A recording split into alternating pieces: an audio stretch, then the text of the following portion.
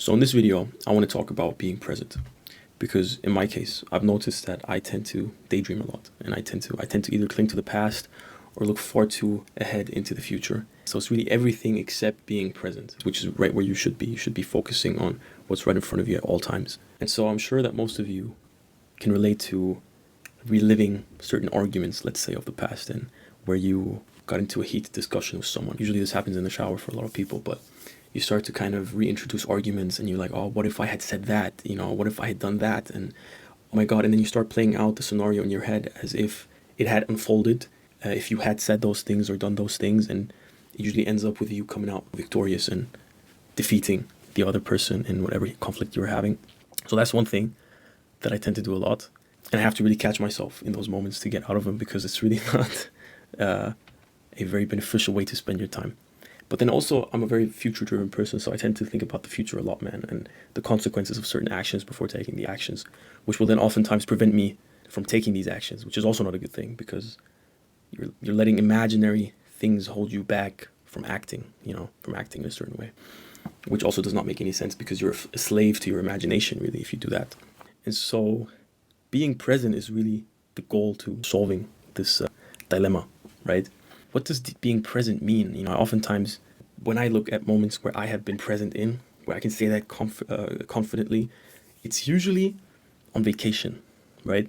When you're doing something that's really, really fun, or you're viewing upon a view that is very beautiful, something that really, really takes you in awe. That's usually when we're most present. Well, how often does that happen? You go through your mundane week 90% of the year. If you then limit your presence to 10% of the year, what are you doing for this other 90%, right? Why can't we not be present in those moments? Well, then I came across this guy on the internet a year ago, and he was talking about breath. And I saw the video and I was like, this guy really trying to tell me how to breathe? If there's one thing that I know how to do, it is breathe. And then I started just going on this rant, because I'm like, oh man, everybody on the internet is always trying to lecture everyone else on how to do very normal seeming tasks, breathe or walk or I don't know what. And so I watched this video to prove to myself that I did know how to breathe, and there was nothing about his video that could prove to me otherwise. And I hate to admit, but it did change my life. And it turned out that I did not know as much about breathing as I thought I did.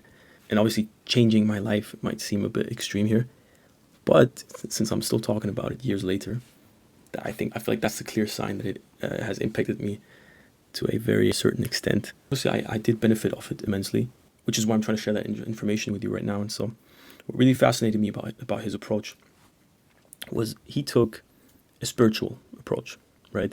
For me, breathing always seemed physiological. So you breathe through your nose, and there's nose breathing, there's mouth breathing, and there's breathing through your stomach and breathing through your lungs and all those different things. And those are important distinctions. I feel like, especially if you're into fitness, you need to understand how these types of breathings differ from one another, because they do differ physiologically, the effect that they have on you. And so what he did then is he did something completely different, which is he took a spiritual approach to breathing that I had never thought of like that. So what he did is he quoted the Quran, and he said that in the Quran, in chapter 32, verse 9, and I'm going to read the translation obviously here, then he proportioned him and breathed into him the soul. This is what the Quran says. And just for a completion, I know that this is also mentioned in the Bible, so I also have the quote here, which is in Job 33, verse 4. It states, "The Spirit of God has made me. The breath of the Almighty gives me life." So here I have two verses from different theological paradigms that describe the exact same thing. That for some reason, there is something about the breath and the soul. There is a certain connection there. Because in both cases, God's breath is what gives us life. So there is something very, very important about breath. And that was the very first time I'd heard of it. Because in this case, breathing, when you really think about it, is what separates the world of the living from the world of the dead. If you cease to breathe right now, you die. So it's the very act that sustains you that you can actually control. You could say, oh, well, but if my heart stops beating, I also die. Yes, but can you make your heart stop beating on demand? No. You could if you stop breathing, right? But it's always the breath that you have control over. In the Quran, again, God says, and breathed into him the soul. And so the breath is something otherworldly, almost. That's how far I'm going with this. And it is so underappreciated. When was the last time you ever consciously took a breath? When have you ever appreciated the breath that you took? Right? When have you ever appreciated breathing? I feel like the only time that people ever appreciate the act of breathing is when they have a stuffed nose. Then you kind of go, oh my God, you start looking back at the days when your nose was not stuffed and how you could breathe freely back then. And it's like, oh man, I wish I could breathe like that right now. Maybe that's the only time where people have ever been appreciative of the act of breathing. But other than that, when have you ever thought to yourself, man, how grateful I am to breathe today and live to see another day? Probably not that often. And actually, the very next verse that follows this is, let me read it for you. God says, little are you grateful. And he's right, little are we grateful. So by these verses, my understanding of it is that every inhale and exhale that you take is a moment of life. That is the present, right? It's the smallest unit that we can measure of life. And you can say, oh no, but there's a second and there's a millisecond and you can measure, well, I'm talking about something that is physiological, right? For me, a breath is the smallest unit of life. And like I said, by whose definition? It is my definition. You don't have to agree with me. If you know better, please enlighten me. But I think it's very sensical to say that the breath, the inhale and the exhale, as the two counterparts of breathing, are the smallest unit of life. They symbolize what it means to be present. And I feel like once I made that conclusion, that was very enlightening. I was very, very content with that conclusion. I hope that makes sense for anyone watching, but it really does make sense for me. And so the breath, like I mentioned before, is really the intersection between life and death, between the world of the living and the afterlife. Because if you stop to breathe right now, let's say you can hold your breath for a minute or two even. As you hold your breath, you get closer to the afterlife. And just that idea is so crazy to me. How you can, from second to second, approach the afterlife by choice. But the second you start breathing, you reset and you return to the centermost part of the world of the living, so to say. And that to me, again, just symbolizes how significant the act of breathing really is. Because can you think of anything else that can do that? Consciously, I'm not talking about jumping off a cliff or something like that. Let's not even go there. I'm talking about something physiological that you can change and manipulate in that way. I can't think of anything else that works in a similar fashion. And so breathing is very evidently physiological. There's no doubt about it. You breathe in, you breathe out, your entire body needs oxygen, full stop. But now, when you tie this to the verse where we talked about how he breathed into him of his spirit, it is by definition, by God's definition, also a spiritual act. But let's not go off topic here. Let's talk about the concept of being present and how that ties into it. Who do you know that centers the act of breathing in their rituals or ceremonies? It's the yoga people, like the yoga gurus. It's the meditation people. Sure, they do their little movements and their upside down dog or whatever it's called. But what happens is they always return to their breath, right? They always tell you, breathe intentionally. And that's at the epicenter of their practice, right? All these movements are extra. And they mean nothing if you don't control your breath. And what do you tell people when they go on stage and they're really, really nervous? What do you tell them? You tell them, take a deep breath. Breathe in. That's always the very first thing you tell them. Breathe in intentionally, hold it deliberately, and exhale very slowly. You look at people like Cristiano Ronaldo, the GOAT. What does he do before taking or stepping up to take a penalty or a free kick, right? This guy has a full-on breathing routine. It's not just one breath. He does something very, very intrinsic before stepping up to such an opportunity. Or even myself, when I'm training someone in the gym, what I tell them in between sets, and this is often neglected or really pushed to the side, I tell them to breathe. I'm like, yeah, I'm breathing. No, I don't want you to just breathe. I want you to do it with intention, right? I want you to feel the oxygen flowing through your body, flowing into your muscles and revitalizing them, because that is what breath does. And that is what all these acts have in common. Breathing revitalizes you on such a broad spectrum, right? It goes from physical to spiritual and everything in between. It is rejuvenating. It is centering. And so the act of breathing is so neglected because people don't understand what it is about the breath that is so important. But I'm telling you right now, if God told us in the Quran that he breathed into us of his spirit, then that answers all these questions. That answers why breathing tends to be the epicenter of anyone that really wants to focus on the act in front of him, right? If you want to focus on what's right in front of you, what do? You breathe. You take a controlled breath, an intentional breath, and a deliberate breath. Man, talking about this right now, man, makes me really kind of I want to breathe. It sounds weird, man, but it really does make me want to breathe. And that very heavily influences or affects being present, because it doesn't allow you to be present. You see people nowadays, a lot of people, they can't even go and take a shit without having their phones with them, right? You have to be scrolling on something, be it, I don't know, YouTube Shorts or Instagram or Reels, whatever, TikTok. Everybody's always doing more than one thing at a time because we're told to maximize. We're told to, but we're conditioned to. That's, I feel like, a better way to put it. And so, like I said, people cannot even take a shit without having their bit of dopamine through scrolling. And that conditions them to always seek the most rewarding act in whatever they do. And so being present and actually doing nothing sometimes seems like such an uncomfortable alternative. People are starting to be all fidgety all the times because they have to be doing something. There's something that is repulsive to them about doing nothing, just even for a brief moment of time. I'm not telling you do nothing for an hour, but just take 5 minutes and see how your body reacts, how your brain reacts to doing nothing for 5 minutes. And when I say doing nothing, I mean also mentally doing nothing. Don't think about, like I mentioned in the beginning, don't think about something that has happened or think about something that will happen. Just be in the moment for 5 minutes, because most people are allergic to being present and doing nothing. And moreover, social media contributes to a much more destructive phenomenon, which is the fact that the second you hop on social media, everybody seems to be doing good. That's the first. Everybody seems to be in shape. Everybody seems to be good looking. Everybody seems to live out this dream life of theirs where they're buying houses or buying cars or they're having their dream family, you know, and they're trying to sell you that. Rather, the algorithm tries to sell you that, and it really pushes it to you and sees which of these you connect with most, and it just pushes more of that into your life. And all it takes is really a step outside to see that that's not what the world looks like. That is not how the world functions. That is not how it works.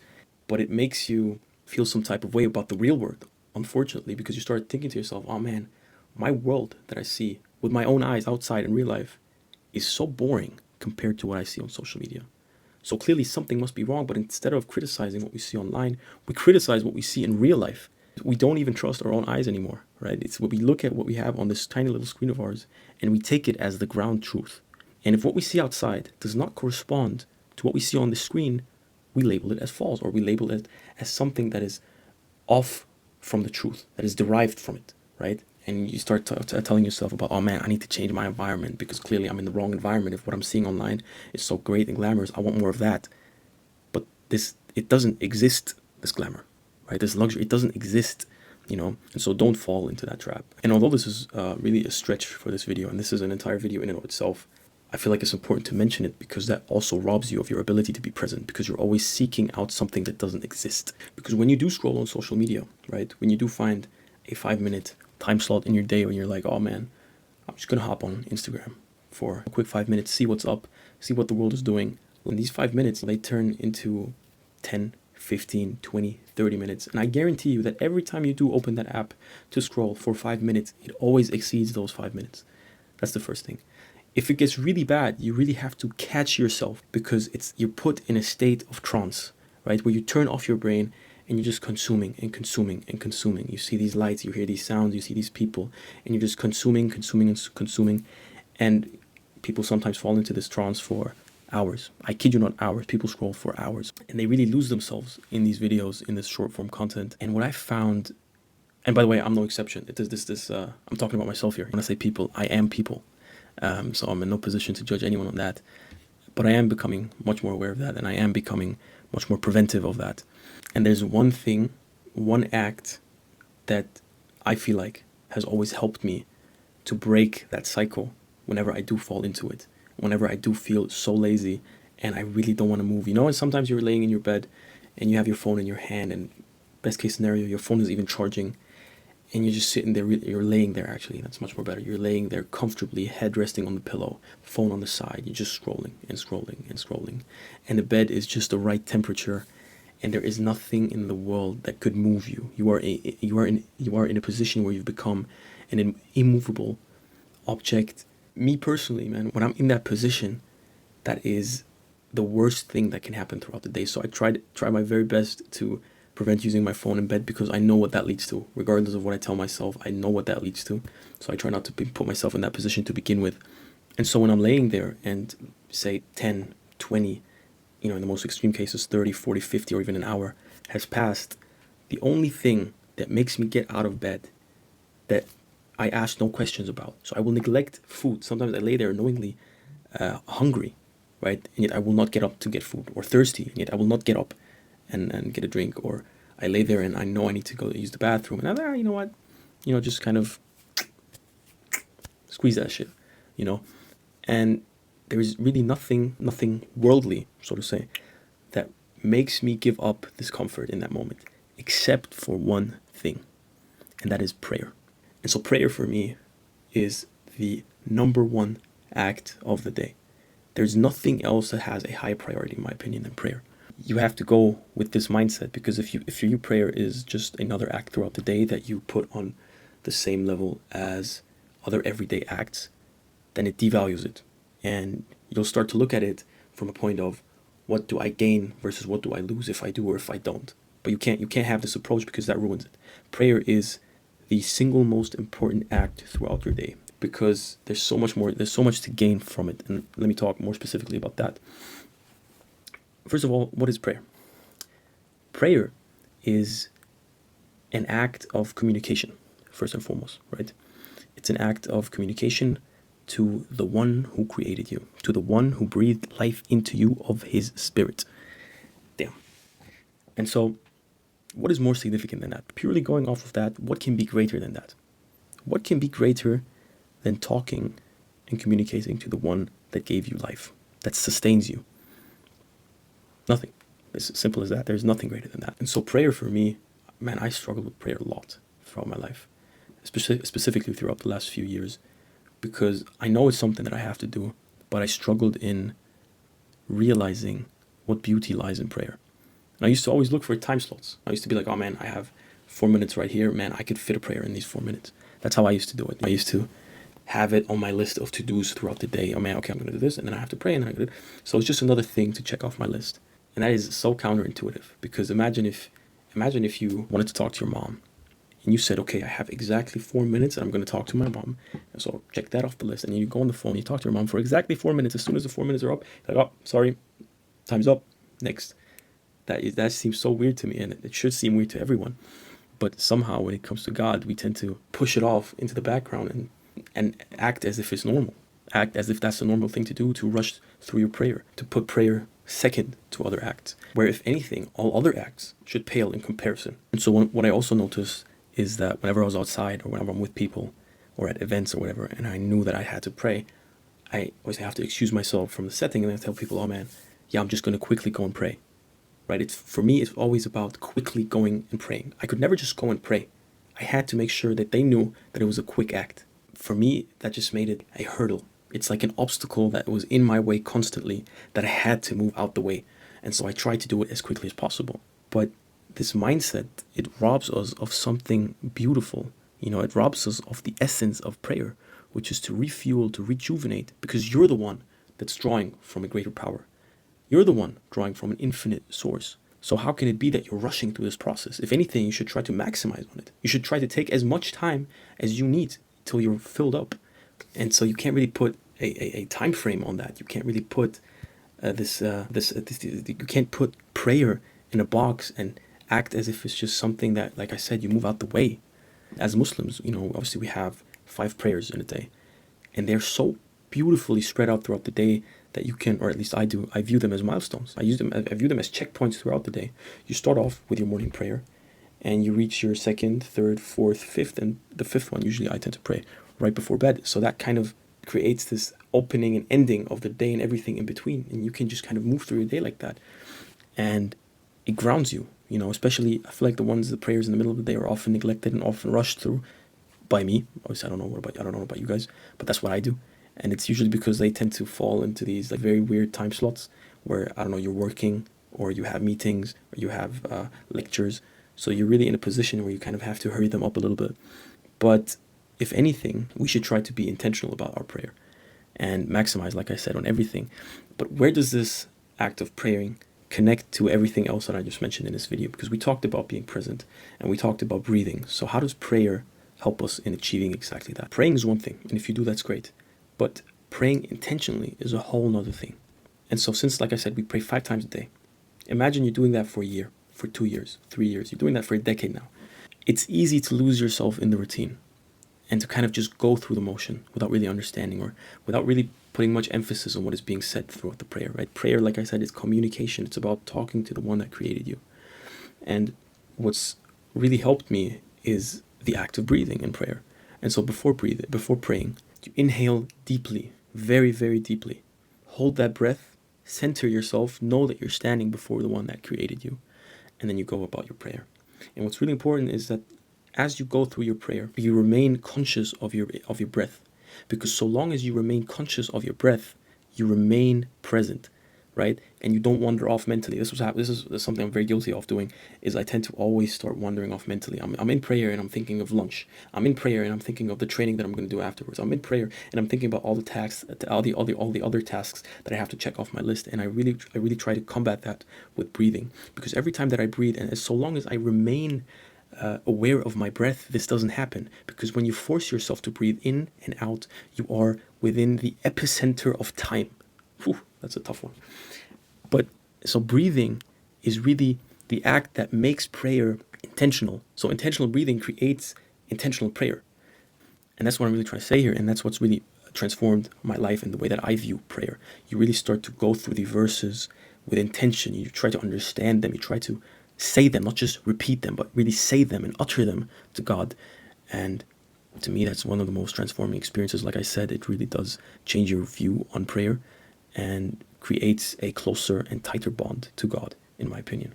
And that's exactly why slowing down matters. So you no longer have this idea of, okay, I have 5 minutes, let me go and pray. You really just say, okay, I'm standing before God. I'm going to take my time here. I'm going to take my time to fill up on energy, on motivation, on momentum, really, and pray. And that's exactly what prayer is for. It's not meant to burden you. If anything, it's meant to relieve you of your burden. And so when you bring all of this together, you start to see how breath is a divine gift from God, and that how connecting this to the act of prayer creates a direct line of communication to the one that created all. Although this video is titled The Lost Art of Being Present, presence can be relearned.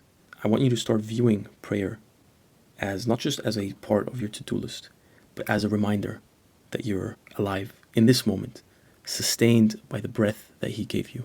And so if we commit to this very simple yet fundamental shift in mindset, then perhaps we can relearn the act of being present in life, in prayer, and really in every blessed moment that we've been given in this world. Thank you for watching. I appreciate you. Take care. Bye-bye. And remember to breathe.